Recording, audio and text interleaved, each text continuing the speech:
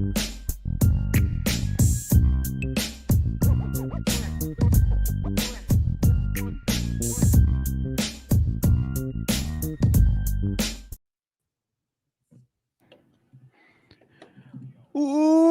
to the show. Glad to have you with us once again. It is Wednesday, and that means Mailbag Day on Budweiser's Weekday Sportsbeat, along with IrishBreakdown.com. My name is Sean Stiers. The guy that I'm looking at in the YouTube channel right now is the one and only Vince D'Addario. And don't forget, if you're driving around in your car right now and you're listening to us on the radio and you want to submit a question to the mailbag, well, all you got to do is go jump on either one of the live YouTube streams, whether it's the Irish Breakdown YouTube stream or the Sports Radio WSBT YouTube stream.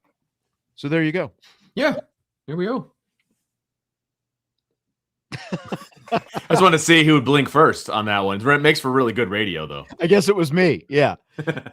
Technically, I laughed first after you. So, hey, don't forget, our new morning guy is the one and only Brady Quinn. Speaking of one and onlys, former Notre Dame quarterback, former NFL first-round draft pick, one of the co-hosts of Big Noon Kickoff. He, LeVar Arrington, and Jonas Knox are the hosts of Two Pros and a Cup of Joe, and you can hear it each and every weekday morning starting at 6 a.m. as of this week on Sports Radio WSBT. Very excited about that. Let me, did you or did you not use any of the 10 questions that I threw your way? Well, I haven't talked to him yet. It's going to be Friday. It's going to be Friday. Gotcha. Okay. Yes. Are you planning on using any of the 10 There's at least one, and I'm looking at it, because there's only so much time. Oh, hey. There's like a million different things I want to ask him about. Right. Everything going on with Notre Dame and Marcus Freeman. And I was just going off the dome when I was just, because Friday I'm gonna be talking to him Friday, and then we will have that interview early next week. Nice. So, okay. I'm looking forward to it. And you know what? He could be a recurring guest. Like, that could be a thing. I'm just saying. I mean, obviously, I don't think you or I or, anyone here would turn that down. That's kind of up to him and how things go. So we'll see how it goes. No pressure. Yeah. Yeah. I mean, I would settle for maybe, even like beginning of the college football season, end of the college football season, middle, whatever. Yeah. Couple times, doesn't have to be all the time, but I just want him on more than once so that we can refer to him as a friend of the show. There you go. That's right. But yeah, I mean, you have him on twice, then they're a friend. That's 100%. Yeah. Go back to his house. That's right. Hey, Brady, let's go hang, man. Yeah, man.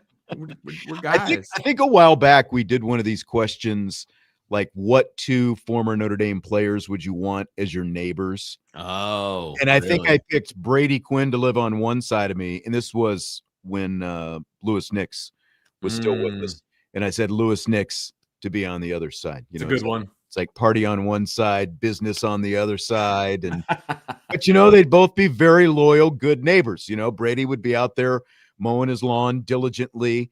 Maybe Lewis kind of lets his yard go, and there's a little, few too many things, hanging out over there, whatever. But I felt like that would be a good time if you had BQ on one side and Big Lou on the other. That's a good pick. I don't mind Brady being on one side and since Lewis isn't an option anymore, I'm very curious to see which route I would go for my other side. I mean, Brady was a pro, made some good money in the NFL, obviously making good money now. And depending on who I pick on the other side, that means I'm living in a pretty nice neighborhood is what that means. I think you're absolutely right. That's it. I would settle for living in the mother-in-law suite beside, being right? one of those two guys. I am not high maintenance. There's very few things I need to be happy, That's very true. As long as you're feeding Vince 5 times a day, you're just fine. Hey, trying to cut back now, Sean. I'm trying to get on the Sean Stiers, weight loss journey plan. That's what I'm trying to do. I lost some weight with the surgery, and I kind of like it. I like it off the way I look, and so I'm gonna try to do a little better. That's my goal.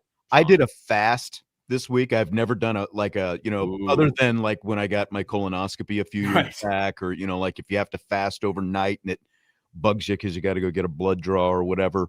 If you've ever done that. But I was trying to do like a multi-day fast to kind of like get into the new year, flush some of the crud out of my system, do that kind of thing. And it wasn't that I was starving by the second day, but like I was literally had like a little dizziness. Yeah. Stomach was not agreeing with me. And I'm like, well, I made it 38 hours.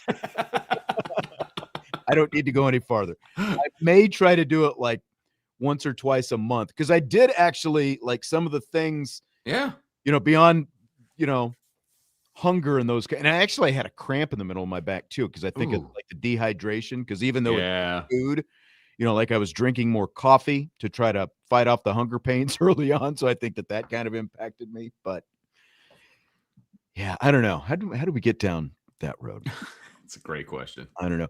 I wanted to flash before we get to some of these other questions. Tommy hasn't been here in a while. I'm sure he's been out at wrestling practice with his son or something. It feels like that's something Tommy does at this time of year because it is wrestling season, of course. But he asks, what is a corner route to the middle of the field? Was Jesse referring to a post route yesterday?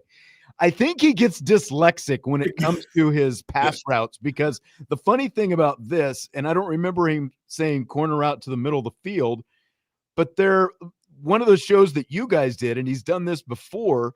He was referring to a corner route, but he was calling it an outside post pattern. And I texted you guys, by the way, an outside post pattern is a corner route. Now I think he's turned it around and he's calling posts a corner to the middle of the field. I think he's confused himself. It's what you get when you have a middle linebacker trying to talk offensive routes, because he's not covering a corner route anytime soon.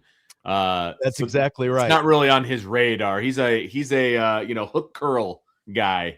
He knows what those are. So that's right. We cut him a little bit of slack. Yeah, exactly. Hook curl, maybe a little bit of an in. I mean, get him to drop 10 yards off the line. Right. That's it. Speaking of wrestling season, Sean, and obviously you have a wrestling background. Yeah. Last night was the big. It was the backyard brawl from a wrestling standpoint. Was it? Penn versus Mishawaka. And there are 14 weight classes, which of course you are aware of. And those of you who are not aware, there are 14 weight classes. It was just a dual meet. Came down to the final match. It was the 14th match. It came down to Penn was up 4 points going into the final match, and they got a pin, so they ended up winning by 10. But it came down to the final match. It was a game of runs, man. Like Mishawaka got 2 pins, then Penn won like 6 in a row. Yeah, Mishawaka won like 4 or 5 in a row, and it came down to the final match. So that was fun. It was a fun meet to be at. And those are 2 usually pretty evenly matched programs to begin with. So it would make sense that you would have, like a lot of back and forth and stuff like that. How did Mr. Vinny Freeman do? He won by tech fall, which means you rack up a ton of points and you win by more than 15. So he basically was doing the whole thing where you get a takedown for 3, you let him go, you give up a point, you take him down, you let him go, you take him down, you let him. It was one of those kinds of things. He was kind of toying with his opponent, but he's pretty focused, I think, right now. He's ranked number 1 in the state at his weight class right now, so he's feeling it. Yeah, I would imagine so. Brian said intermittent fasting, don't eat from 8 until noon. I've tried, it does nothing for me. That's why I went with the more extended. So it doesn't. I generally do that every difference. Day. I know exactly. That's the thing. Not with the intermittent stuff. Like I said, I felt like other than my feeling a little bit just not well in general, like some of the other things, like I could feel like in my face, like less inflamed and those kind of things, which is, kind of part of the reason that you do it. But, and like even today, a couple days later, still feeling pretty solid. Yeah. Yeah. I like the way I felt, and it was because I didn't eat for like 4 days. I mean, that's why I lost the weight, but like, it was because I just didn't have an appetite. You feel your insides rolling around in there. Like I didn't feel like eating, so we'll see. We're trying to basically what I'm not changing a whole lot. I'm trying the portion control view of things, Sean. That's the way to go. That's the way to go. Still eat your favorite foods, just eat smaller portions of it. Yeah. That's my goal. grab one cookie instead of two at the end of the night or three. Right. You know, like let's minimize things a little bit. Andre was the first person to All put in right. a question in the chat for the mailbag. Here we go. He says, do you believe Notre Dame is over-recruiting at most positions because you don't know who's going to stay and who's going to leave? First of all, the short answer is yes, Andre, and I don't think that that's a new strategy. You always look to over recruit every position. I mean, that's just what you do because you don't know what the future holds. You don't know if somebody's going to get injured. You don't know if somebody's going to leave. Now, maybe things are a little heightened nowadays because how easy it is to leave, but this has always been a thing. I mean, even my kid was asked to come to a recruiting weekend last weekend over Christmas break to help recruit another kicker, you know, like to recruit your room and to help out. Like that's always been a thing. And if you're confident in what you're doing, go recruit somebody else for your room. Like there's nothing wrong with that. But I think they always look to over recruit. You're always looking to replace. You're always looking to bring in somebody better. That's got to be the strategy. I mean, you never sit on your laurels when it comes to recruiting. Right. And, you know, look at the absurd amount of offensive linemen that they have. You know, I think that's a position where they've definitely stockpiled, and I think for the most part they are. You know, there are some other positions that have become a little bit thinner, like tight end has obviously been traditionally very deep there. It was a little thinner last year. They've got some guys coming in. I think when you look at some of these guys who are leaving, like from the secondary and in the linebacker room right now, you know, in the past few days, I think you can definitely see that because, you know, I'll be honest. Like when I look at guys like Bowen and KVA and Ramo and Osbury, like in those kind of guys, like some of these other guys who have left, I kind of was looking like, like just because of the recruiting rankings, you know, like, is this going to work out? But you need the numbers just in case something happens. And some of those guys also filled, you know, some needs on special teams and stuff like that. Absolutely. Well. But I think you definitely have to try to as much as possible. And like, and you look at like this year's incoming class and you just look at the sheer talent, there's going to be a lot of depth and talent coming out of this whole thing. When there's going to be some interesting decisions when it comes to redshirting and things like that. It's like, you know, if you're a coaching staff and you, in the past, you know, you redshirt somebody hoping they're going to be around for 5 years or whatever. And now you redshirt a guy and they leave after their redshirt year and that did you no good whatsoever. And so if they've got talent to get on the field on special teams or whatever, they're going to be making some different kinds of decisions, you know, moving forward as to whether they sit a guy for a whole year or they play him for 4 games or, you know, whatever the case may be to retain that red shirt. I think the red shirt strategy is different now than it used to be in the past. For sure. You're just not guaranteed that they're going to stick around anymore. Might as well get some use out of them while they're here. Right. And you know, to the recruiting, over recruiting aspect because of the transfer portal and because of the fact that anybody can leave at any given time, I think you have to try to do that as much as possible. So you don't get stuck going out and having to get these guys out of the transfer portal. Domer Grizz says, happy mailbag. Would you rather have wide receivers who are always open and a quarterback who can only sometimes get them the ball, or wide receivers who can only sometimes get open and a quarterback who can always get them the ball when they do? I would rather have the second one, where they're sometimes open and the quarterback always gets them the ball. I think that is the more realistic version of what I would want on my offense, because you are going to be handing the ball off. You're going to be checking down. You're going to be doing some different things. It's okay to not always be open. And that's also not realistic that a wide receiver is always going to be open. But I want a quarterback who can read a defense and can throw to the open man. Like that's what I want.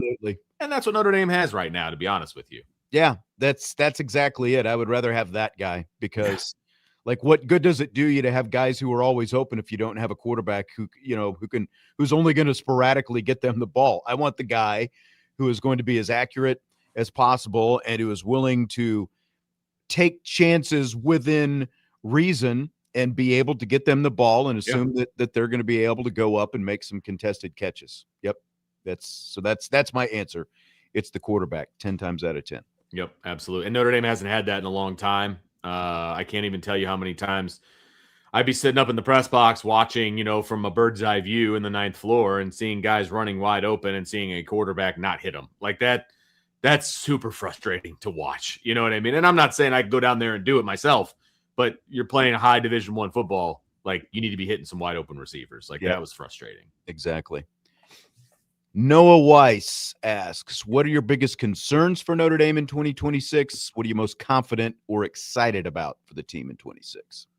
Well, I would say this, not to get the folks that are very upset right now about the portal, not to get you all riled up, but I'm going to take what Notre Dame has on the roster right now on January 7th, okay?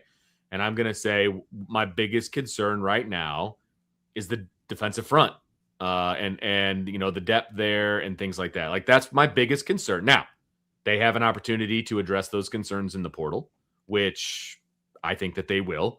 But as of right now, that's my biggest concern. My biggest confidence is the offense in general, just the offense. It's kind of a blanket statement. It's not super specific, but there's a lot of guys returning offensively that I'm very excited about. And then the guys that are not returning, that are going to be playing a new role and things like that, I'm very confident in the talent level that has been stockpiled offensively for Notre Dame.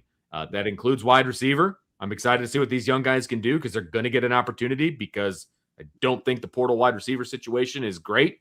And so these guys are going to get a chance. I'm excited for it. I'm excited for this offense because I think Notre Dame does have a quarterback that can make good receivers great and great receivers elite. You know what I mean? I think he can elevate wide receiver play. And so I'm really excited about what this offense can do. Yeah, year 2 in the progression of CJ Carr is where I'm most excited, because like, this is going to be the first time that we've seen a second-year quarterback in forever. It feels like since Ian Book, right? Like, that's the last time that you had a guy who started in back-to-back years for Notre Dame, because we had Riley, we had CJ Carr this past year. We had Riley Leonard before that. We had Sam Hartman before that. We had Tyler Buckner / Drew Pine before that. And then you had Jack Cohn before that as another one and done guy. So you have to go all the way back to Ian Book 5-6 years ago since you had a guy in year 2. And when you look at the talent of this guy, the offense is going to go to another level. And you talked about with what he's able to do with the receivers, what he's already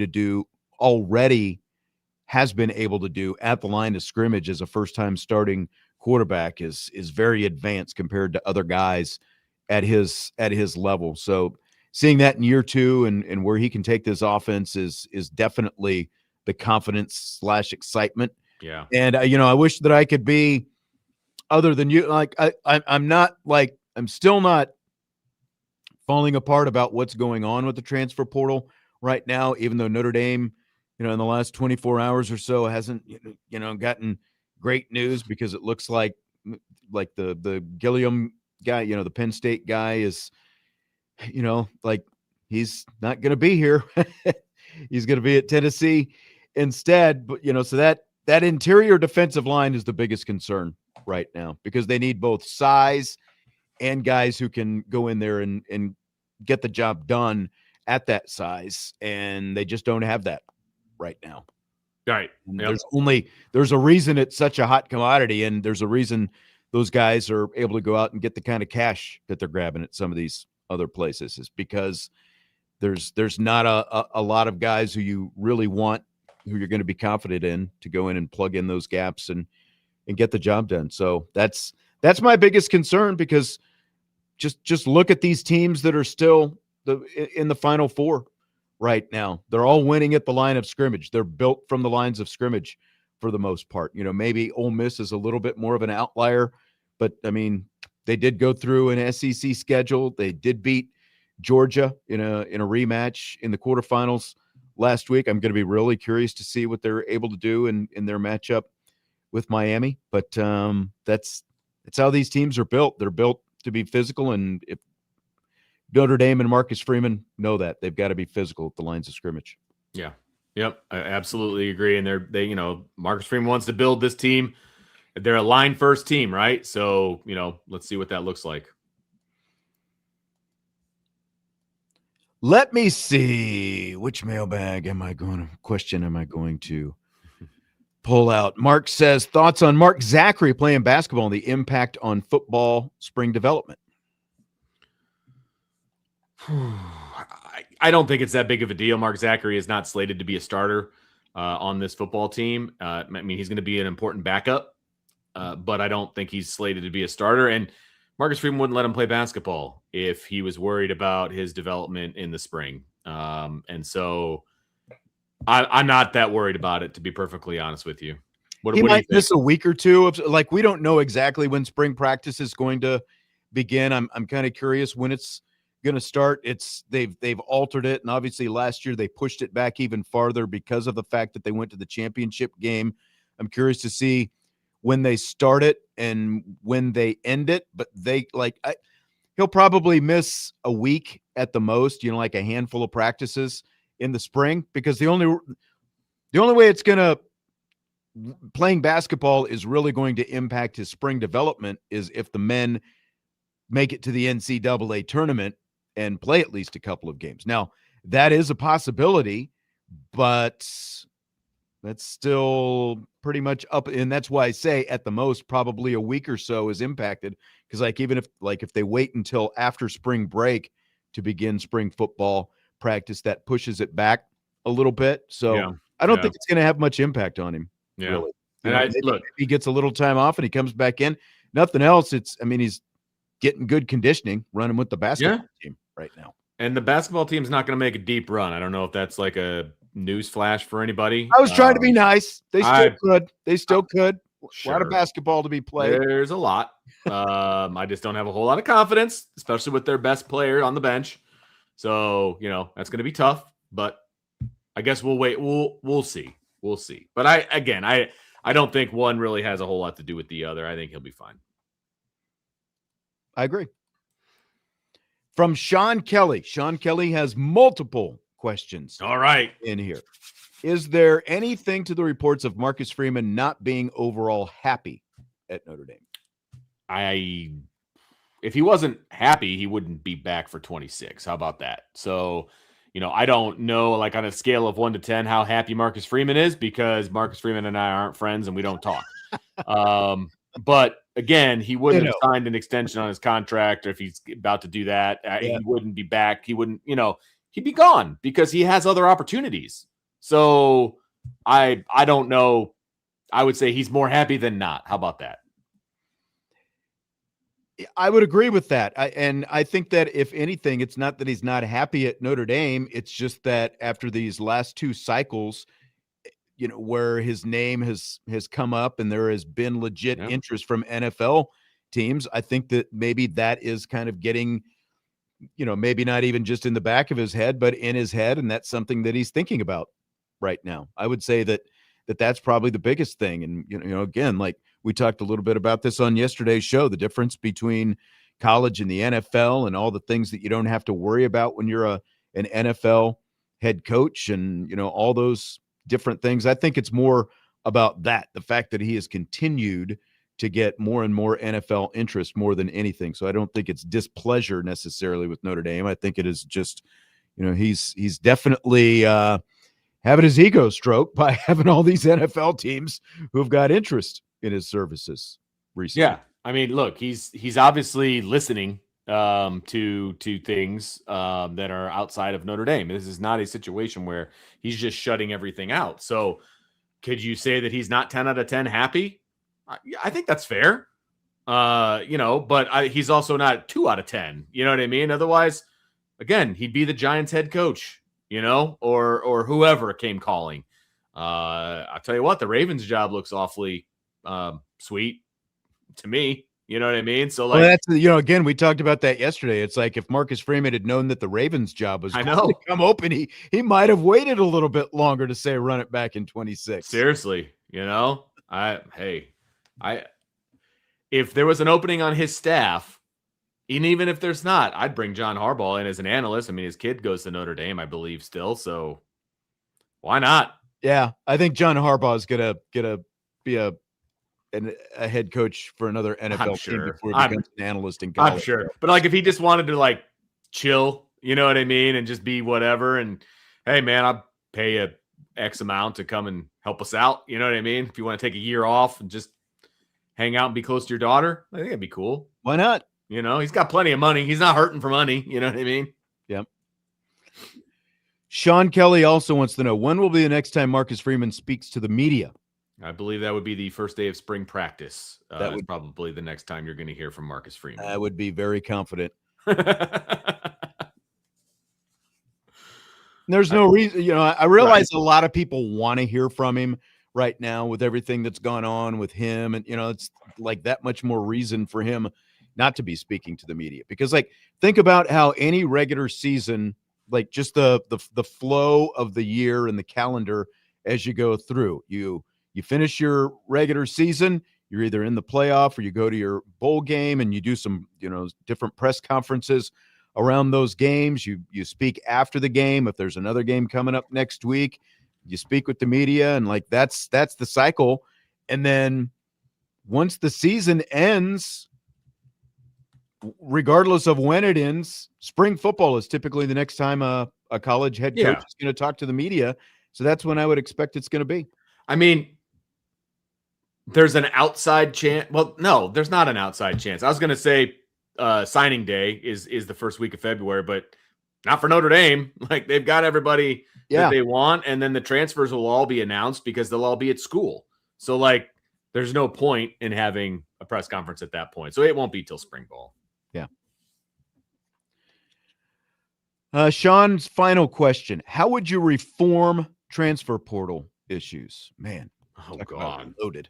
Yeah, seriously. I mean, good grief. Well, you would a salary cap for a better, that's what I would do. I would try to limit the amount of money being thrown around, that kind of a deal. But they've already limited it to one transfer portal window, which I think is a good thing, to be honest with you.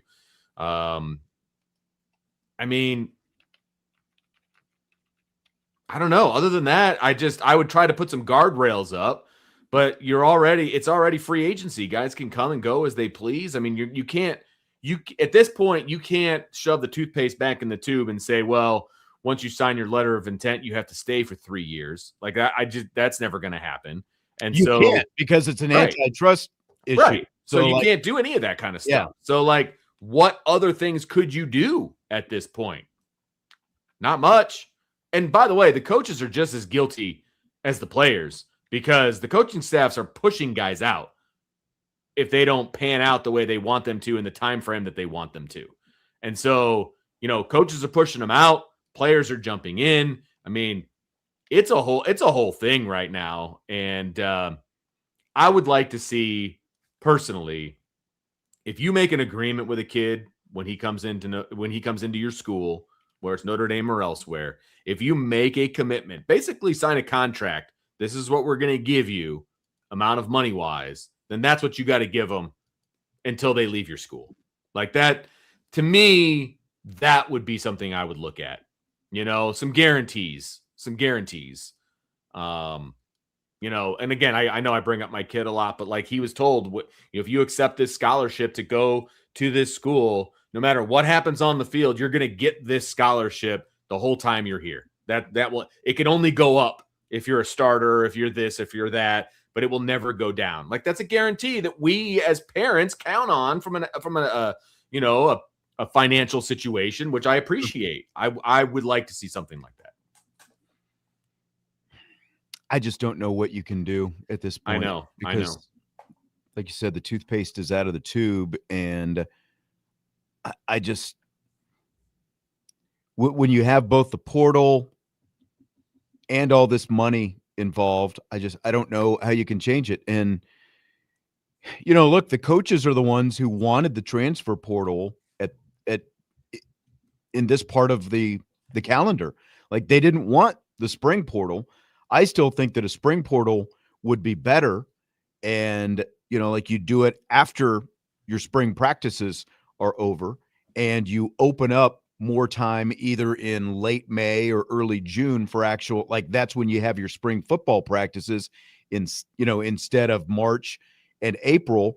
so that, like you have a transfer portal, then you get those guys at, toward the end of the academic year, and then you actually are able to, kind of stay on campus and do football practice, and then you break for a little bit, you come back in July and you start gearing up once again for for the start of training camp. I think it would be better than the coaches wanted it right here, because they wanted the ability to get these guys out of the portal and into and school. and have them in the spring. And I Sure. understand the desire to want that, so you can Yeah. evaluate your guys at that part. But again, if you switched it up and you gave them a just instead of spring practice, it's late spring / early summer practice, then you still get the benefit of that. You're still able to practice and then break down and then come back for training camp. It feels like that would be the better time, just because there's so many other things, like just like look at what's going on not only with Lane Kiffin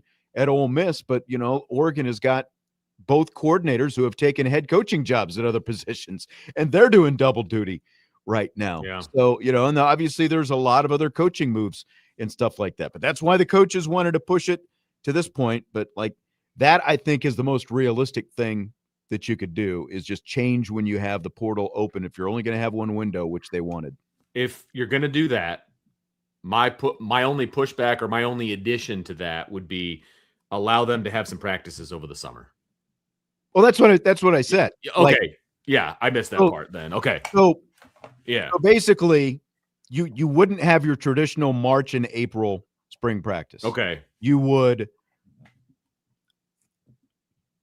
have your transfer portal would happen like in April sometime.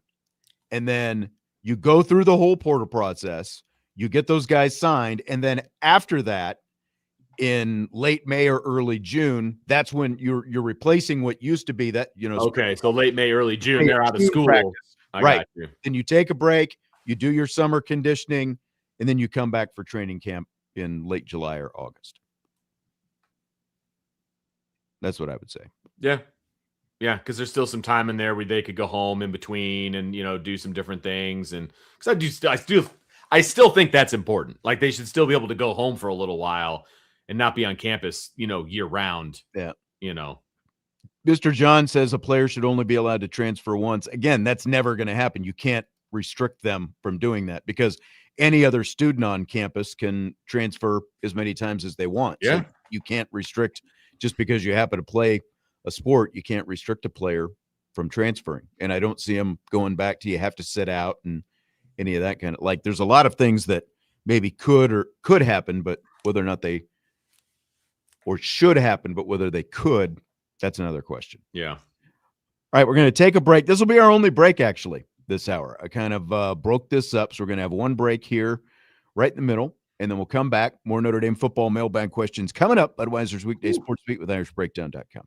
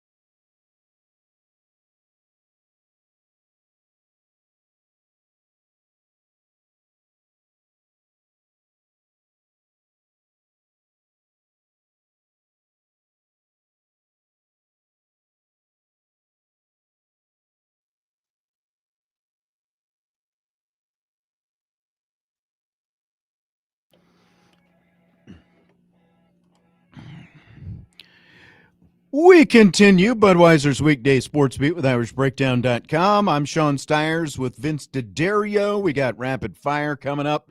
Hour number 2 of the show tonight. We're doing the mailbag right now, answering a lot of Notre Dame related football questions. And this one was an interesting one from Jeff. What are your top 5 IB shows from 2025? I was startled to see a question like this. Like, do listeners sit at home and like track like, okay, this is my number 1, this is my number 2? If so, that's awesome. I would just say my favorite shows from 2025 are the ones where I was right on everything. So other than that. Yeah, nice. Well, I'm much more altruistic. For me, it's the top 5 money earning shows. Those are the ones that I like the most. So mostly post game shows. And obviously there's the shows where we lose, where Notre Dame loses, are some fiery shows, man, and those tend to go very fast. And so I kind of dig those shows at times, but where they get a big win are much better, obviously. So this is a good answer as well. That's a great answer. This show. Yeah. That's one I look forward to every year. So there you go. Where else is Vince going to get to complain about basketball uniforms if he doesn't have the Festivus show? Nobody listens to me around here, so got a captive audience here. I'm curious to see what your top grievance is next year. I'm already wondering about it. Well, if you give me some early mock-up looks at Notre Dame's basketball uniforms next year, maybe we'll have an answer for you. I'll see what I can do. Joe says, do you think the thinning of the herd of the current roster to make room for the entrance of the big incoming class is going to be enough, or is Notre Dame going to have more conversations with players before January 16th? They've had all the conversations. Like, those conversations have already been had, and they know kind of who's where and what's going on. I mean, none of the guys jumping in the portal are surprises to Notre Dame. Like, this is not a situation where they surprise fans in general, but Notre Dame knows they're coming. The coaches aren't coming into the office one morning and, they flip on social media and they're like, oh my goodness, Bodie Cohoon just jumped in the portal. Like, that's not a thing. So, like, they know what's going on. And there may be some guys that they have conversations with and they tell them what their situation is. And then they tell the guy, the player, that they have a decision to make, whether they want to stick around or they want to jump in the portal. And I don't think they're going to 105 on the roster this year anyway. Like, I think it's going to be, they'll be a little over, I would imagine. Or you think it's going to be under? You think it's going to be under 105? That's what I'm saying. I don't think it's going to be 105. I think it's going to be a little under that, because they had to, they grandfathered in some of these guys. And that's why you've seen, again, because these are all like depth type guys who have left. And I know that it's disconcerting for some people, but they have a plan. They do. Publicly, things have just not gone quite the way I think that, they thought that they were going to go in some cases, definitely the way many other people anticipated they would go. I think they're kind of caught in between with some things going on. There are definitely some guys who they would like to have had who are not here, but at the same time, they've still got their eyes on some specific guys. Absolutely. So just have to see how it works out. Bernie, kind of piggybacking on that, says, is the entire Irish bench going to jump into the portal? How are we going to fill out this roster? They'll be okay. It'll be fine. They'll somehow manage to get a bunch of starters and a bunch of guys who are going to rotate in and a bunch of guys playing special teams. They'll be okay. I mean, like, look at the linebackers as an example. They lost a couple reserve linebackers in the last couple of days. Well, guess what? They've also got a couple of linebackers coming in this freshman class. I mean, it's the biggest freshman class I think that they have ever had, and most of them are going to early enroll. And so I think it's going to be all but two. I think the entire class, all but 2 guys are going to early enroll. So, reinforcements are coming, obviously. And of course, Notre Dame has somebody in the chat wants to know if Notre Dame has a plan. Yes, they have a plan, and they're executing that plan. And you may not agree. Sometimes you also have to adjust the plan as things happen. Yes. And again, we don't have to agree with Notre Dame's plan, but they have a plan. Right. Like, they're not this willy-nilly just having guys come in for visits and, recruiting guys out of the portal and all that. They have a plan. They don't have to share it with us. Like, that's not a thing, but they have a plan. What did you think about this news today of the assistant general manager? I'll leave this one to you because I don't know anything about this. Well, I can't remember his name off the top of my head. They're bringing him over from Penn State. I just think that it's interesting. It doesn't do anything to make fans feel more secure in what's going on when reports come out that you're hiring an assistant general manager 5 days into the transfer portal being open and you've signed nobody so far. Like, I think they obviously need it. This was something that was in the works. It wasn't just like they decided 2 days ago, man, we haven't signed anybody, we better get an assistant general manager in here. But he was a player personnel guy at Penn State, so he's been a while, helped build Penn State's roster. And, look, that was Penn State had a really good roster. There's nothing you can there's no way anybody could look at Penn State's roster and not be like that. It was a really, really good roster, just mismanaged, and they lost. There's not well coached. Really good roster, though. That's why they were ranked where they were at the beginning of the season. Right. So look, it sounds like a good pickup. I will never balk at having more people in the player personnel office, because that was always a big argument back, 5-6 years ago. That office wasn't big enough, all of those kinds of things. I will never balk at bringing more people into that side of things. So great. Let's do it. Yeah. And somebody pointed out, Marcus Freeman is still a big part of what they're doing. Old Bagman said, he's still a big part of that. So, and I highly doubt the new assistant GM is helping out with other sports. Right. Why is Old Bagman got he's hiding his face on this photo? It's like it looks like a Netflix documentary, Chris wants to know if Jerry Jones will be the Cowboys owner and general manager from his plush nursing home room. Did he come out and because there's been some Jerry Jones stuff in the chat? Has he come out and said something recently? Is there a thing going on? He fired Matt Eberflus the other day. Other than that, yeah, nothing. Okay. Nothing new. Just same old Jerry. So, yeah. Bernie is fired up still. Yeah, I see that. Transfer portal. Breaths. Bernie, I don't know if you're a member of the board, the premium message board at Irish Breakdown. You should, if you're not, you should be, because it hopefully will calm you down based on some of the intel that's over there. There's a lot of good stuff there. Yes. A lot of good stuff. There are things that are happening. They just haven't got the actual commitments yet. Right. There's been plenty of that you're aware of. They're going on. Right. Just because the public's not aware doesn't mean commitments haven't happened. I will say that. Correct. Good way to put it. Thank you.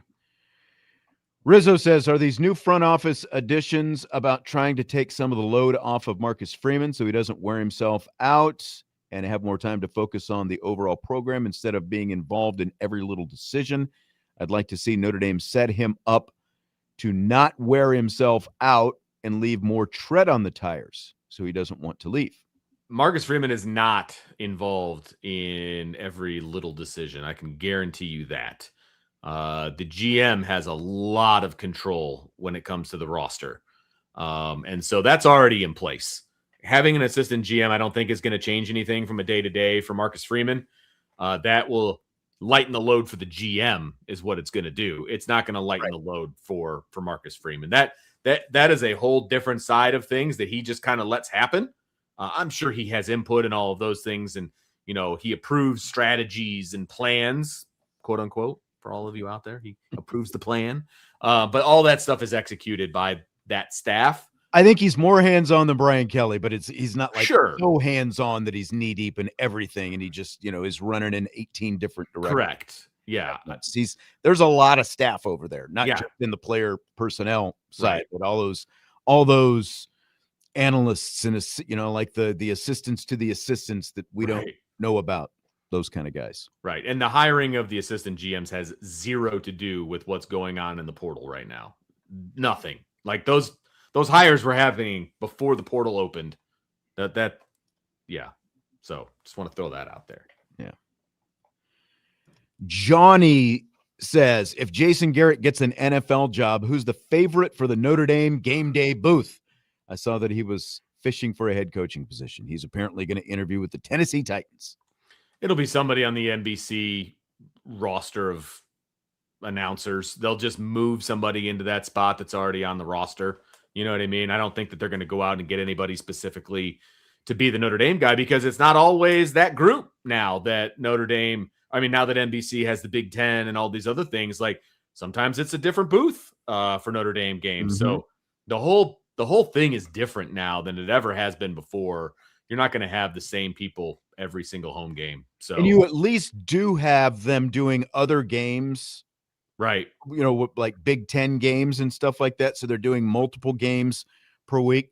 Chi-Town says Chris Sims. That would be an interesting one. I could see that. Since he does work for I could see NBC. I could see that. And like from what I haven't heard a ton of him. I've heard more of him, doing like his talk show or podcast or whatever it is. But, like he obviously played. He knows what he's talking about. He has a dad who is a broadcaster. And they actually, I think it was Peacock, hired Phil Sims. And he was doing some Big Ten games this past season. Okay. But, but still the thing with NBC, as opposed to especially ESPN, is you're going to have a shorter bench because you don't have as many games to broadcast. You don't have as many guys around. Johnny wants to know if we have any favorites. Could not care less. Off the top of my head, no. Move the radio guys to TV. There you go. I like those guys. I like those two. Yeah. The one everyone wants is the guy that you're going to be interviewing on Friday. Yeah. Who works for a different company. Like, that's never going to happen. Could you imagine this? Tuco says Brian Kelly is available. Lord. Could you imagine? I would tune in. I would tune in to listen to that. I would, because I believe it would be a train wreck. I'm trying to think.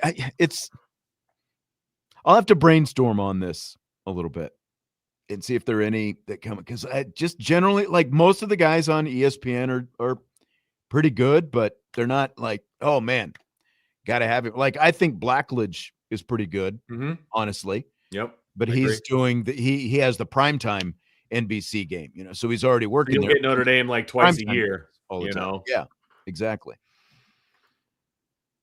At least I would imagine that. See, what they need to do, they need move, Ryan Harris and move the radio guys to TV, and then you and I take over for the radio. There you go. Make it happen. Done. Chi-Town wants to know if we know if the Stanford or BYU game will be the final game of the Notre Dame season. There's been nothing on that so far. Yeah, I believe it's going to be Stanford, because I don't know why they would change it. I don't know why they would do that to Stanford specifically. Stanford, it was at Stanford this year. Oh, this year? So Stanford was the home game. They were just at next Stanford year. Okay. Year, remember? Oh, yeah. That's right. Yeah. Remember, it brought USC was in the middle. Kickoff. Yeah. Yeah. Oh, God. How could I forget? Then it might be BYU then, because Stanford's not going to come here at the end of November. I don't see it happening. That's not going to happen. Yeah. So it could very well be BYU. I don't know. We're going to have a little bit of a different scheduling quirk next year. I've heard that it could be BYU, but haven't heard anything definite that's going to happen, because they're going to Provo this year. So it would have to be a BYU home game, and Notre Dame has traditionally traveled that weekend. Right. Ghost of ND asked, do we think NBC might push Notre Dame in the Big Ten to work out a deal similar to the current ACC deal? Well, Notre Dame's contracted with the ACC until 2036, so I don't see anything changing until then. So no, I don't see that. And plus, I don't think the Big Ten would be up for it, to be honest with you. I don't see them being a half in, half out situation, unless somehow Notre Dame negotiated that Notre Dame is part of the Big Ten for every other sport and still independent, with football, and they do a similar deal overall. Like, I just don't see the Big Ten going for that. They have a little bit more chutzpah than the ACC does. Yeah. Everything I've heard says no. Right. Like that the Big Ten has been basically either you're in or you're out. There's not going to be any in between. Yeah, I don't see that being the case. So no. Tommy was asking earlier about Keon Keeley. What do you think about the whole Keon Keeley situation? Alabama defensive end, one-time Notre Dame commit. Kid's got a ton of talent. Should have been at Notre Dame all along. This is a new world of college football. I'm not holding the grudge. The kid can play. I want him on the team. So he's already scheduled a visit to come in. I hope Notre Dame can seal the deal. I think that would be awesome. We'll see what happens. Yeah. I mean, he's been okay at Alabama. He definitely hasn't played to the level of expectation of a five-star guy. I guess we'll see. I mean, I obviously have no clue what his transcripts look like, but you're looking at an undergrad transfer. So there's still that aspect to it. Sure. Tommy also was asking, does Jesse actually believe Chris Ash made the adjustments after Purdue on his own? I don't think that that's what he thinks, but, at the same time, whether or not Chris Ash made the adjustments on his own, he still made the adjustments. I mean, there are plenty of times. Pick your season, pick your coach, where the head coach is going to have input, and he's just going to say, look, this is how I want it done. I mean, Brian Kelly, he had a lot of input on both sides of the ball when he was here. Every head coach has input on both sides of the ball. So I don't think that that's what Jesse was saying. You can ask him that tomorrow if you want, Vince. But I don't think that's what he was saying. But Ash still made the changes. I think that is ultimately Jesse's point. Well, and here's the thing. If you're going to blame him solely for the problems, then you've got to give him credit when things got better. Like right. It can't be one way and one the other way. You know what I mean? If you're going to blame him all the way, then you got to give him credit all the way, because he wasn't making all those decisions in the first two games by himself either. So, Exactly. Like there's just as much culpability on Marcus Freeman for not having more oversight of what was going on those first two games and what was going on, like in the middle and end of training camp when they were preparing. And it's like, this is the defense we're going to run. The head coach, he's got it. He's sitting there and he's looking at film of practice every day. He knows what defense they're running. So there's just as much on the head coach for allowing that to happen as there is on the coordinator for doing that to begin with. And he's on the headset hearing the calls go in. Like it's not like when you're playing NCAA 26 and you sim the game. You know what I mean? And you have no idea what's going on. Like you do the recruiting and you do everything and then you sim the game. Like Marcus Freeman isn't simming the game. Like he's there. He's an active participant in the game, So he's there every day. And again, they have film of every practice and then they go over that film of every practice. He knows what's going on. Correct. 100%. If he wanted more changes beforehand, he could have made those changes. Agreed. Joe wants to know if I scolded Jesse for not listening to my interview yesterday.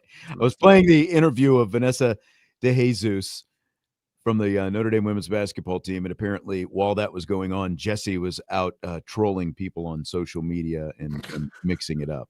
So of course he was. Yes. All right. That's the mailbag portion of the show. We've got a lot more Notre Dame football talk and other stuff coming up in hour number 2 of Budweiser's Weekday Sports Beat. We call it Rapid Fire, and that is on the way right here, Sports Radio WSBT and IrishBreakdown.com.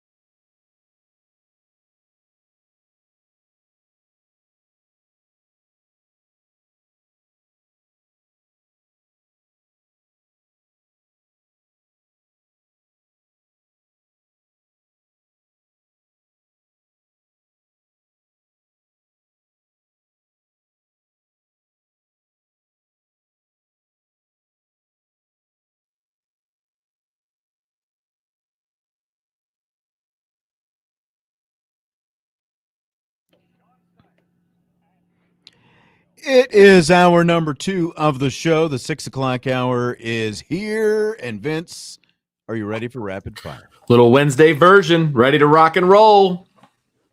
Here we go. With all this talk about Marcus Freeman in the NFL this offseason, which would you rather have? Freeman as the head coach for the next 5 years or CJ Carr at quarterback for the next 2 years? This one, I had to really kind of think about, to be honest with you, because CJ Carr is a generational quarterback, in my opinion, at least at Notre Dame. And I think he's going to, not only has he already proved it, but I think he's going to continue to prove it and get better and better. And wouldn't you love to have that for the next 2 years? You know what I mean? Like, that would be awesome. And I'm not sure there's another CJ Carr on the roster. I'm just not sure. And so that was a very tempting one to take. But I'm going to go with the head coach because I'd rather have 5 years of stability and his recruiting and everything that Marcus Freeman brings to the table. I think I'd rather have that, and I hate to say it, over another year of CJ Carr. I mean, if I said 4 years, would it change it at all? Because No. I'm in the same boat. Because, like, I look at it this way. Jeremiah Love and Leonard Moore both received unanimous All-American status a few weeks ago. It's just the second time since 1990 that Notre Dame has had 2 unanimous All-Americans in the same season. You know, the only other time in the last 35 years, 2 years ago, 2023, when Joe Alt and Xavier Watts did it. So you go 1990, Rocket Ismail, Chris Zorich, Michael Stonebreaker, 1990, 3 unanimous All-Americans. The next time Notre Dame even had 2 unanimous All-Americans was 2023 when Alt and Watts did it. And then this year with Jeremiah Love and Leonard Moore.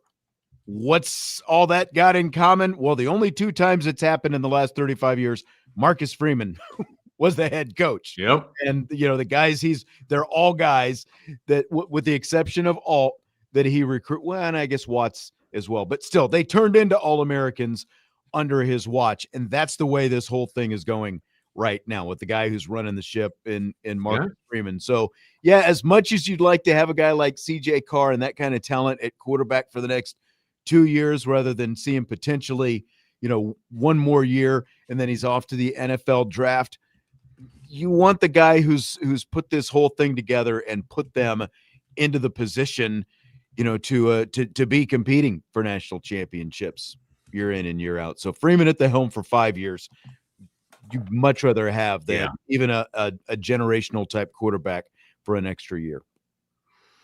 I would love to have Carr, though, for 2 more years, though, man. I got to say it, wouldn't you?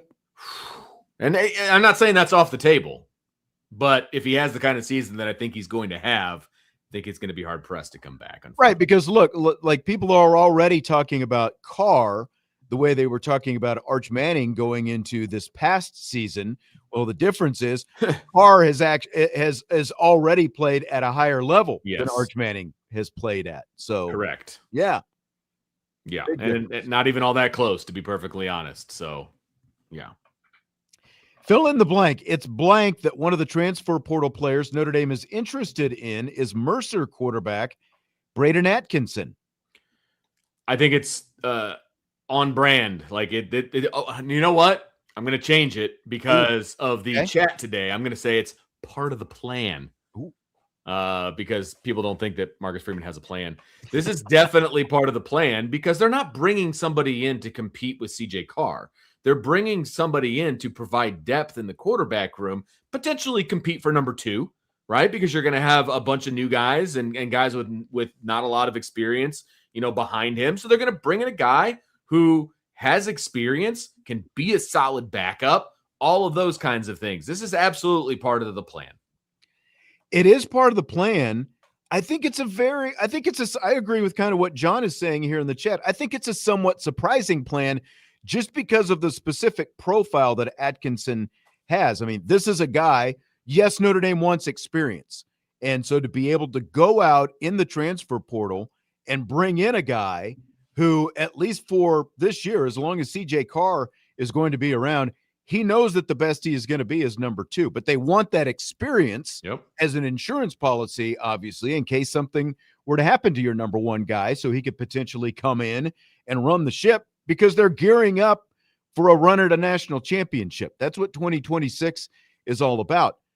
But the particular profile of Atkinson is he is a freshman who's only played 1 year. And yeah, he comes from a smaller division, but like there's still a lot out there for him potentially. So would they be looking at him just as, not even a bridge guy, but just as a reserve guy?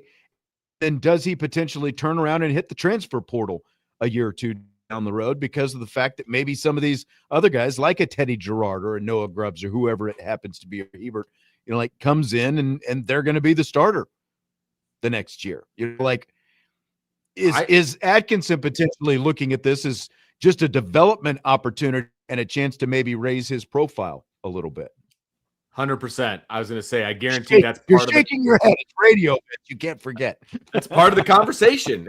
I think that's part of the conversation. Right. They're like, look, come here, provide some stability, provide some experience. We're going to coach you up at a high Division I, situation. Look at Steve Angeli, look at Kenny Minchie, look at these guys that have come in to Notre Dame as backups, never had starting experience. And Kenny Minchie reportedly just signed a $2 million deal to go to Kentucky. Okay. That's a selling point. That's a selling point, bringing in a backup quarterback. Yeah. Being the backup at Notre Dame can get you a lot. 100%. I think that makes a lot of sense to me. I guess I was just surprised that they were talking to him, but just because of his specific profile, freshman guy, one-time starter, and he has so much eligibility remaining that he would, might be interested. Because I thought that, okay, maybe you go out and again, like you find a guy who's played at that same level, but he's a little bit older. He's, he's a junior, again, like looking to just raise his profile and have a chance to come in here and develop and still potentially have another year. But, look, Trinidad Chambliss, and I realize he is still the outlier as opposed to the rule, but this is a guy who was playing Division II football, and Ole Miss brought him in kind of under the same circumstances, just to be a guy. He was going to be a backup. Some experience. Yeah, he was supposed to be the backup, and then Ole Miss's starter got hurt, and Chambliss took over, and look at where they are now. And I think that, just to a large degree, that's the kind of guy that potentially that Notre Dame is looking to get out of this whole deal. A guy with starting experience who can still come in and run the ship if you need him to. Yeah, I completely agree. And I think they're, what Notre Dame is doing by having the one kid reclassify and all these different things, they're setting up a 3-man race for whenever CJ Carr goes to the NFL. And they're happy with that 3-man race. They're happy with the guys that are going to be in that competition. And they need insurance for this year. They need insurance for the 26th season. And I think they got it, or they're going to get it. That was crazy, by the way, how that whole Kenny Minchie thing played out. He committed to Nebraska, and then the next thing you know, boom, 5 minutes later. Yeah. That was interesting. I believe there was some miscommunication between Kenny and Nebraska, and I think he probably pulled the trigger a little too fast. Sounds like it.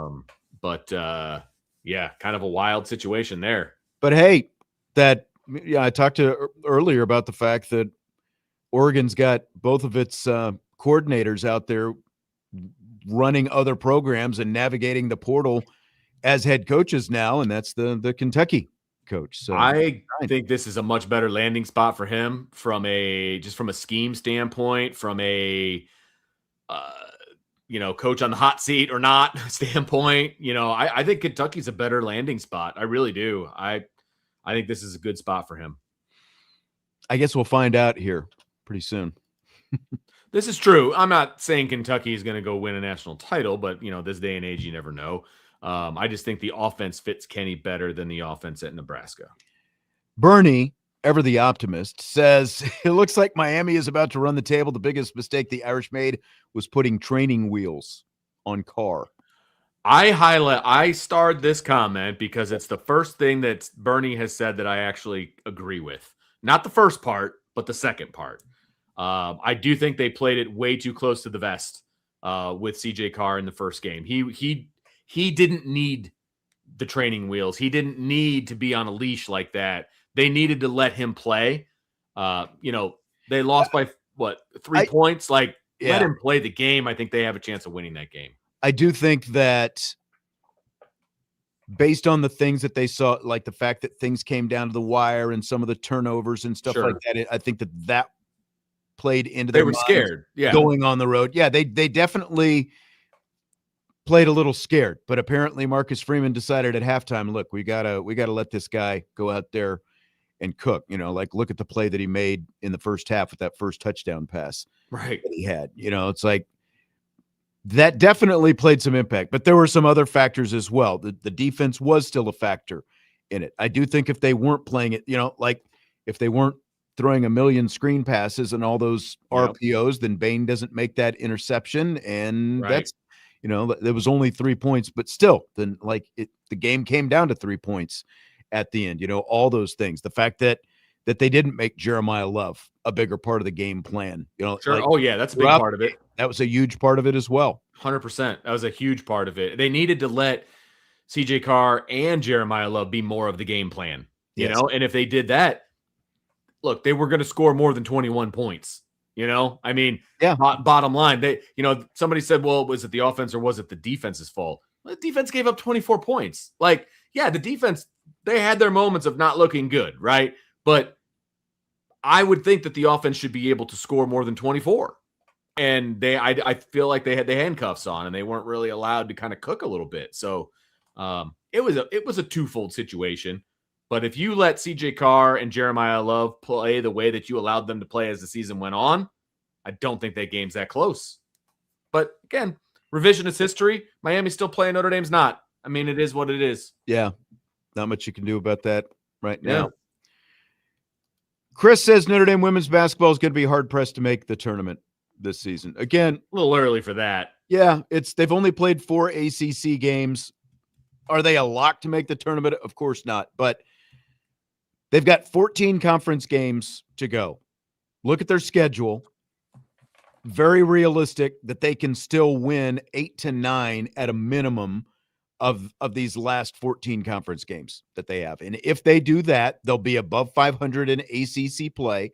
And if you look historically at what the ACC has put into the tournament, which has been 8 teams, they have got the ACC has received 8 bids in the ACC tournament, in consecutive years. I think it's like 6 or 7 years in a row. I think if Notre Dame wins 8 or 9 games, which gets them to 10 or 11 overall in ACC play, they're in the NCAA tournament because that's not even factoring in what they do in the ACC tournament. So I think they'll be fine. Like, are they going to beat the elite teams?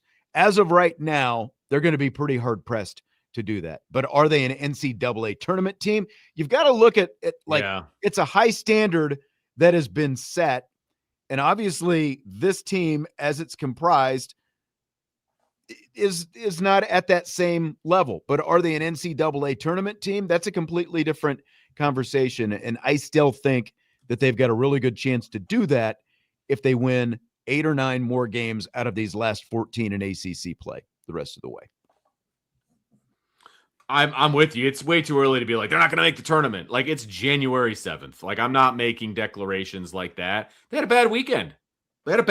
Sean. Like, that happens. And they have plenty of opportunity, plenty of runway left to make up for that. I agree. All right. Let's take a timeout. When we come back, more rapid fire. Budweiser's Weekday Sports Beat with IrishBreakdown.com.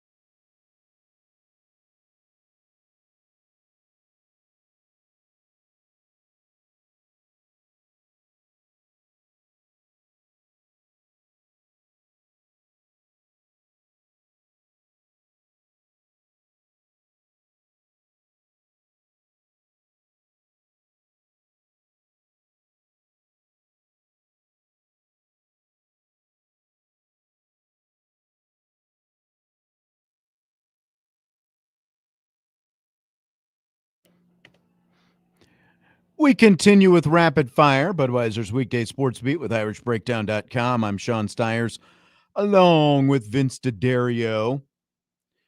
One final thought here, Vince, on the whole, we were talking about the Miami and the game plan and the whole thing. One final thought on the whole, how things shook out down there. You can't just give the head coach credit for everything and blame the coordinators for everything that goes wrong. Exactly. True. Like whether it's Chris Ash and how he's designing the defense, like we talked about, and Mike Denbrock and whatever game plan he puts together, especially those first couple games of the season when you've got the whole entire offseason to prepare for Miami. The head coach is always going to have input on both sides of the ball, but I think even more so for that game. And then you look at the fact that they had a bye week in between that game and the Texas A&M game to look at, okay, what worked right, what didn't, what do we need to change? You can't just blame the coordinators for the bad stuff and give the head coach credit for all the good stuff that happens. 100%. Like somebody in the chat said, it was something about Denbrock choking or whatever. Like, yeah. He did have his marching orders. Like there was a game plan that was approved by the head coach, Now, Marcus Freeman isn't sitting there, dictating exactly what play to call in every moment. Like that's not how that works. Right. But he does approve the way that they were going to get after that game, were they going to be run heavy? Were they going to use a bunch of screens? Were they not going to put the ball in harm's way? Those kinds of things, even though they threw a pick on a screen pass, that was understood by Mike Denbrock. You can have issues with some of the plays that he called and the moments that he called them, and I have no problem with that. But you can't put all the blame on Mike Denbrock. That's all we're saying. Exactly. And I'm not saying all the blame goes to Marcus Freeman either, but he is the head coach. And again, like the two biggest games on your schedule, right, front-loaded on the schedule, he's going to have even more eyes on everything because once the season starts, then he's got more things that he's kind of, got to be looking at. But going in, like specific game plan stuff, he had input on that as well. So you can't absolve Marcus Freeman for and again, I'm not saying he deserves all the blame either, but you can't just praise the head coach and blame the coordinators because some stuff happened. The head coach is part of it as well. Fill in the blank. Tommy Rees interviewing for the Cleveland Browns head coaching vacancy is blank. It's curious, but understandable is what I would say, because, he's obviously been in the organization for a couple of seasons now. They've gotten to know who he is as a person, and as a coach, and he's young. And so, how many opportunities, if anybody that's in a business understands that sometimes you need practice doing interviews, and sometimes it can be very good for your maturation process of doing interviews and things like that to get an interview. You're not necessarily going to get the job, but going through the interview process can be very, very beneficial. So I think that's the kind of situation we're looking at right now. I don't think he's a top 3 candidate for the job, but I do think that the Browns are giving him an opportunity to interview for the head coaching job to give him some experience doing that. That's right. I'm sure that him being in the building and, talking to the general manager and ownership, like everything else, they realize what a sharp, bright mind he's got, and he is very young. I think he's only 33 still, which is like, and I was thinking about it today. Tommy Rees is 33. Charlie Weiss Jr. is 32. Yep. Like, think about that. They're like the same age. I know. Yep. And where these guys are in their career right now. So, yeah, I think at the very least, you're giving Tommy Rees the experience to get his first head coaching interview with an NFL team. And then on the other side of it, like Stefanski stayed around a little bit longer than the average Cleveland Browns This is true. coach. So, at the very least, you're probably not going to hire Tommy Rees as your head coach this year. And I still think that as young and as sharp and as bright as he is, he's probably not going to get a head coaching job this cycle. I will eat my words if he does. Sure. I still think he's 2 or 3 years down the road. But you're also getting a better idea as Cleveland of, what's inside Tommy Rees's head. And so maybe the next time that that you do have a vacancy. If he's not a head coach yet and he's still a coordinator someplace else, maybe he's somebody you come back to a couple years down the road. So I think it benefits both sides in that aspect. And you never know, like front office guys move around to other teams and, like the quote unquote family of the NFL. I mean, guys are just bopping around from different team to different team to different team. And you never know who you're going to impress in one of these kind of quote unquote practice interviews, that kind of thing. It could help them out in the future with another job someplace else. You know what I mean? So this is nothing but good for Tommy Rees. Nothing but good for his career advancement. Bernie, very high on Tommy Rees, and he was in on Rees yesterday. He says they should hire Rees or regret it for the next 4 decades. Wow. Man, I don't know. Like what you got back there right now. I don't know that Tommy Rees is going to solve all the Cleveland Browns problems in 1 year. I'm more baffled by the fact that Garrett goes out and he gets the sack record, and then he's complaining about the way the Cleveland Browns do things. It's like, did you not realize that before you signed that big free agent contract last offseason? Like, I mean, did you think that just because you signed that deal, you were going to come in and your team was going to magically just be better in every way? They have made some, like you mentioned it before, but some very curious contracts with players. Very curious. So I don't know, Sean. It's going to take a little while to dig out from under some of those. So if you're a Browns fan, don't be expecting miracles anytime soon. Exactly. If you're a Browns fan, I feel for you. Let's put it that way. Fill in the blank. Australian punter Jasper Scaife. I don't know exactly how to say his last name. He's going to punt at Notre Dame, and Vince is blank. I'm so confused at the strategy of Coach Biaggi and the way he recruits. It's baffling to me. Not only the way he recruits, but also his development or lack thereof, or his talent evaluation is just it's befuddling to me. He brought in the number 1 punter in the country last year, and he's trying to turn him into a kicker instead of allowing him to be a punter. And then he goes and gets another punter, but not another kicker. Like, I don't get it. I don't understand it. And then they're going to go back to the portal for another kicker. And it's just, I don't understand what he's doing. I mean, you have a really, really good punter on your roster already, and then you go and over-recruit him with an Australian kid who, I'm sorry, that's just an easy recruitment for Biaggi because it's the same guy that trained the last guy. But why is that a bad thing, though? The last guy turned out to be pretty good. Like if he was terrible his first year. Yeah, but that's because I think that to your point about Biaggi, I think that he was overthinking things a bit. And I know that we talked about this on a lot of different shows, with the rugby style punts and all that different kind of stuff. Just let him do his thing. Agreed. He's fine. And I think that that's what they figured out. And that's why he was so much better. And now you've got another guy who does come out of that same program. And a lot of programs have had success with these Australians, and like he's a fully developed, like he's 6'5", 200 pounds. Like, I don't care what he's built like. That means nothing to me as a kicker or a punter. That means zero. It means absolutely zero. So there's no extra strength because he's 200 pounds. That means he's got no extra strength than his legs. Like you've seen. I've been to a hell of a lot of kicking camps in my life, watching guys kick. You can never tell me walking off of a bus how good a kicker is or a punter based on how they look, because the smallest guy on the planet will just boom the crap out of the ball, and then the biggest, strongest, athletic-looking kid will suck.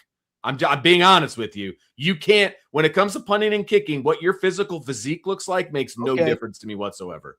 Okay. It just doesn't.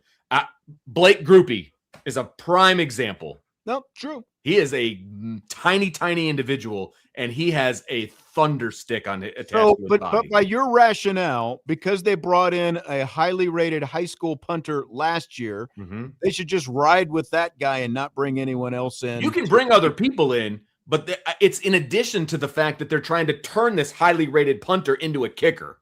Like, that's my biggest issue.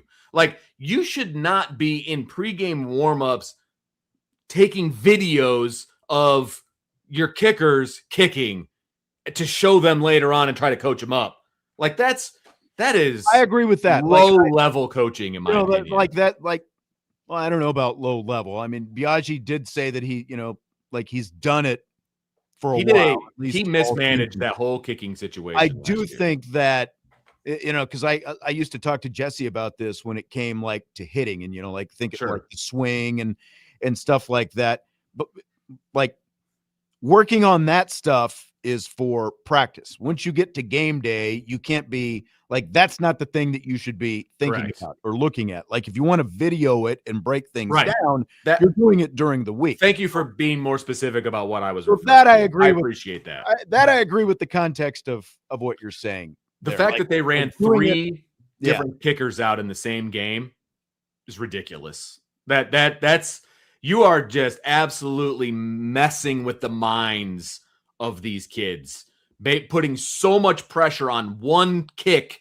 Like, if you miss it, you're done. We're never even going to give you another shot. Like, it's awful. Not a fan. People just want me to I basically did effectively wind you up. And you did. And this one's been sitting in the hopper here for a few days too. It has. And like this, they got this commitment a while back, and I hadn't had a chance to talk to Fitz about it yet. So. It's mind-boggling to me. Look, and we talked about at the beginning of the show, always make your room better. Like, I don't have a problem with going out and getting another person to push, that kind of a thing. But I feel like they went out and got this kid and anointed him the starting punter when he's never punted in an actual game before. True. And you've got a kid who has done it, who had really never done it. And he struggled. Yeah. So and he admitted it later on. He's like, my first game was at Texas A&M, and it scared the crap out of me. Like, he basically said that. Like, now you're going to go do that again. I don't like this repeat of history. Well, but at the same time, I like the fact that they know they're going to get potentially 4 years out of this guy. Okay. Like, they didn't even know if they were going to get more than 1 year out of Rendell. And I still don't completely understand exactly, why, I guess just because of his age or, whatever else, like, still don't completely understand that aspect of it, especially when you look at the fact that Diego Pavia might be playing for 9 years. Yeah, exactly. Said and done. 100%. It's just the manner in which they're going about things just blows my mind. Right. And we'll see what they end up doing again in the portal, getting a kicker. I haven't been impressed with his evaluations and the way he's handled guys that are already on the roster. Okay. Not a fan. I mean, and I probably just ruined any chance of my kid going there. And joking 100%. But yeah. To be honest, I'm surprised, like talking about transfer portal and kickers, because like it felt like kicker was the easiest sign they were going to make out of this transfer portal, and we still haven't heard anything about that. There's some whispers and some things. Like, there's some pretty good kickers out there that still have not committed. So they got a chance at not screwing this up, but we'll see what happens. And I thought that this guy from Northwestern was going to be their guy, but we've heard the guy from Northwestern, the guy from Illinois who ended up going to A&M, and then there's the guy from Arkansas, and then there's just hearing all kinds of different things at different times of day doesn't lead you to be all that excited. So once they sign a kid, we will have another conversation. Sean. Exactly. Yes. ESPN's Mike Greenberg posted this recently. Help me complete this sentence. What has happened at Indiana football the last 2 seasons is the most magical college football story since blank. I don't know that I would use the word magical. It's not magical. Like, it's Indiana. Like, no, listen, hold on. No, it's impressive. It's playing by the rules. It's doing all the things that you're allowed to do in the NIL era and all of those things. That doesn't make it magic. That makes it the losingest program in college football history has a chance to win a national championship. That's not magical. Not in the way they did it. No, that's not magic. Oh, you're just mad. That's not magic. That's not sleight of hand. It's very clear how they did it. All right. It's not magical. I'm sorry. That's a terrible word to use for what Indiana is doing. It's impressive. It is all of those kinds of, it's not magical. I'm sorry. When an underdog, an actual underdog, like that has players that aren't as good that you didn't go out and buy in the portal, and they go on a run, that's magical. This is not magical. I'm sorry. So you're not going to complete the sentence? No. Well, down his use of the word magic. Okay. Well, personally, I don't think there's anything in college football that compares. Like, agreed, because college football is completely different than it's ever been before. Yeah. And so comparing anything that happens these days to the past is almost not fair to the past.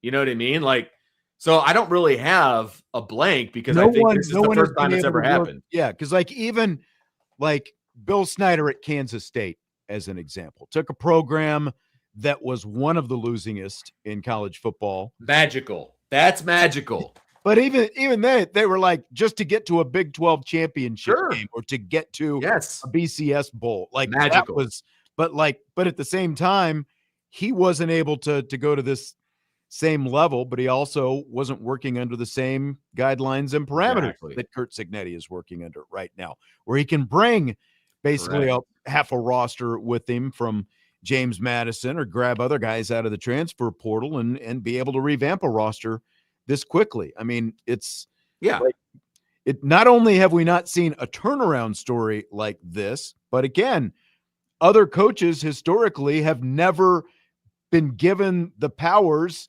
that Curt Cignetti has been given to be able to do what he's done at Indiana, because just 5 years ago, you still had to sit out for a year if you came in from the transfer portal. What, 5, 6 it wasn't even the transfer portal, obviously, then. Like, remember Alohi Gilman when he came over from Navy? He had to sit out for a year when he transferred from Navy. And then turned himself into an NFL safety. Like, no one else has been able to work under these same settings that Cignetti has had. So it is just drastically different than anything else ever. Vince is the one that's shooting it down, Chris. So he says, why is this working for Indiana and not they Colorado? Actually pick the right guys and they have a better coach. They picked the right coach. Yeah. And they did a better job of talent evaluation. Yeah. And they have a better coach on the right things. Yeah. That's right. Exactly. All right. I mean, that's why Colorado still doesn't have an offensive or defensive line. I mean, that's a big part of why Cignetti has done what he's done, because he's built it from the lines out. And look, and here's the other situation. Like, here's the other thing. What is also unique about what IU is doing, and I give them all the credit in the world, because they have actually done it for more than 1 year. There have been teams that have tried to buy their team and try to continue to do that year in and year out, and they haven't had the success. They just haven't. IU has. Like, they are a unicorn in the fact that they've been able to do that for 2 years. Because like can they continue it? Yeah, because the next question is, can Texas Tech continue what they just started? Right. Exactly. That's a big question. Like, they're a player now. Like, could Kentucky potentially be, or Vanderbilt? Like, look at what Clark Lee has done at Vanderbilt. Not quite at the same level, but just behind. And especially, again, when you look historically at what Vanderbilt is, not that far ahead of where Indiana football is. And look what Clark Lee has done there. Are they going to stay in the picture there in the SEC? Could Kentucky become the next one as they get a new head coach and they're going to invest more in it? Like, can you sustain it? Can you do it that way? You know, that's the biggest thing, because right now, IU's done it for 2 straight years. Can they continue to do it? I think that's a question mark. I'm not saying it's an impossibility, but it's a question mark, because Lincoln Riley tried to do it at USC. He hasn't been successful, right? You can name other programs that have been attempting to do what Curt Cignetti has been successful doing. And so I guess if you want to put it that way, it's magical because they're the only ones that have ever done it, right? But I just think with the way the rules are and the way things are, I just don't see it as magic anymore like it used to be, like a Cinderella. If he did this 10 years ago, that would have been magical. That would have been magic. 100%. He's not bringing 20 guys from James Madison with him. And he's And not doing it with a able bunch to of get 2 a and 3 quarterback stars. 2 Yeah. years in a row Right. to come in and be able to play right away because all those Exactly. guys have to sit. Yeah, Yes. it's completely different. I understand that. Yeah. And, again, like to Chris's point, Cignetti is a better head coach. He had to go out and prove himself at a place like James Madison or Indiana, Pennsylvania, and like places like that before he got this opportunity. And I think that Right. is part of why he's got such a large, oversized chip on his shoulder. To an Right. extent, understandable, I Sure. guess. But he is a more proven, better head coach than Deion Sanders, and he's built it the right way. But like again, to Chris's point, other coaches could be doing the exact same thing, but they haven't been able to, come close to doing that yet. But I Right. think that Cignetti is also ratcheted up like unrealistically for a lot of other athletic directors that you should be able to go out and make a dent right away. Agreed. They've set the bar very high, very high. Yeah. And again, I give them all the credit in the world for doing what they're doing under the rules that are now in place. Like, hey, and Kurt Cignetti's a good coach. Like, I may not like him as a human being. He's a really good coach, and he has a really good staff, right? And they are incredibly disciplined at IU. Give them all the credit in the world for that. Can it be sustained? Exactly. I know Craig. I know he's a good coach. I've Googled him. Yeah, exactly. And I may resent how cocky he is, but he can back it up. He has backed it up. Backed it up. Yeah. I'm also very happy that one of the 2 losses that he's had in the last 2 years came to Notre Dame. Like, I'm okay with that too. Yep. But just imagine the gloat here in, I know, what is it, 12 days when they play the national championship game. If IU wins it, the whole thing, we're gonna hear it. We're gonna hear it. All right, we're gonna take our last time out and then back to wrap up rapid fire Budweiser's weekday sports beat with IrishBreakdown.com.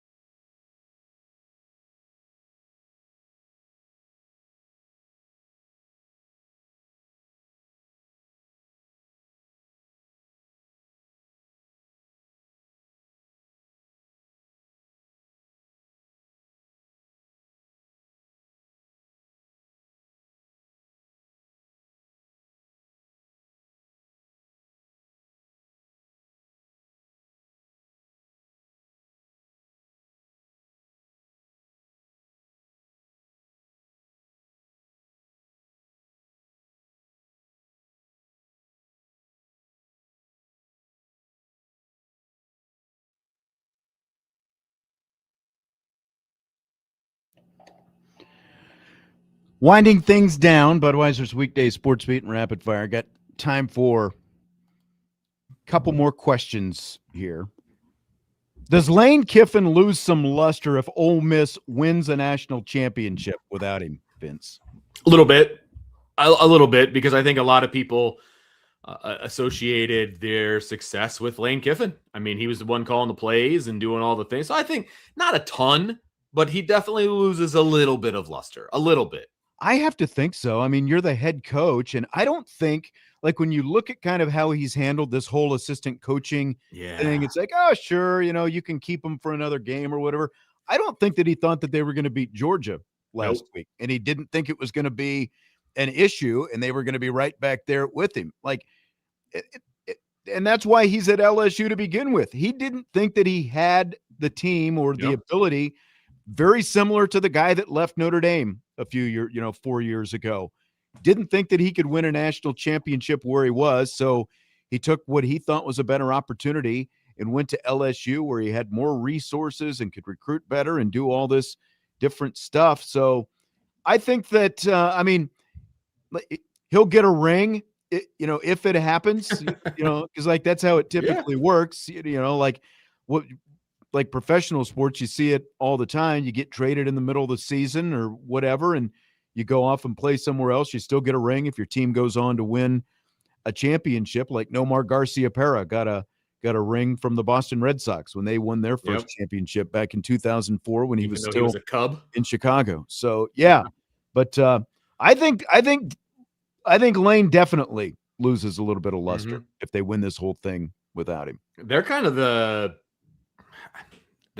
underdog. Are they the Cinderella of the Final Four right now? Of what's left, even though they're an SEC team, they're still like one of the, like, really for a long time, Ole Miss was one of the lower tier SEC teams. And, Kiffin obviously turned them into a contender. Tuco says, who would you rather see win it, Miami or Indiana? This is tough.